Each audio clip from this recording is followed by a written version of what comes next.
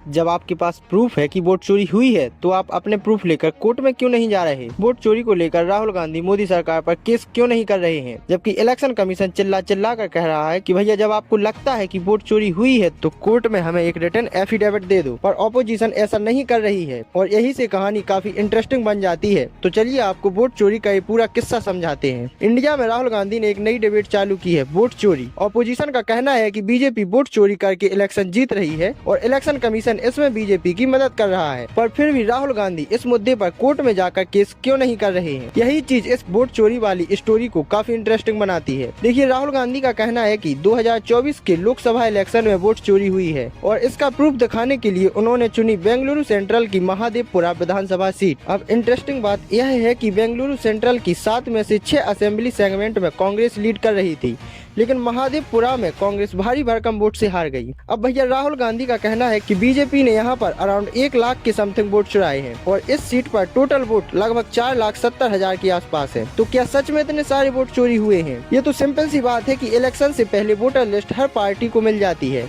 और हर एक पार्टी का बूथ लेवल एजेंट इसे चेक करता है। राहुल गांधी ने कुछ लोगों के एग्जाम्पल दिए और कहा कि वोटर्स के नाम रिपीट हो रहे हैं और इन्होंने मल्टीपल टाइम्स वोट किए हैं, पर मीडिया ने अपने फैक्ट चेकर में क्लियर कर दिया कि इन्होंने केवल एक बार ही वोट किया है और इनका नाम बार बार आना एक बस क्लैरिकल एरर है। देखिए, इंडिया की टोटल वोटिंग लगभग 90 करोड़ के आसपास है।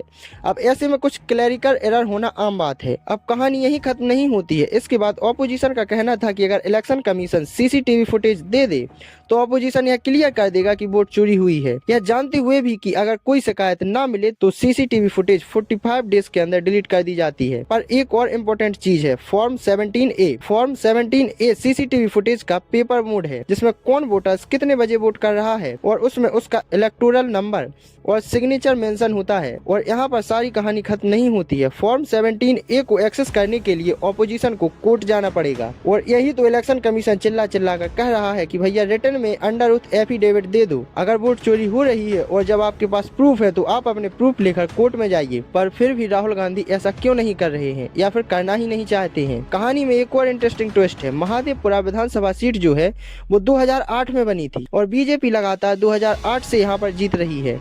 तो क्या बीजेपी 2008 से ही वोट चोरी कर रही है? लेकिन तब तो सेंट्रल में कांग्रेस की गवर्नमेंट थी और इलेक्शन तो सेंट्रल गवर्नमेंट के अंडर स्टेट गवर्नमेंट की मदद से होते हैं और बीच में स्टेट गवर्नमेंट तो कांग्रेस की भी रही है। तो फिर भी वोट चोरी कैसे हो सकती है?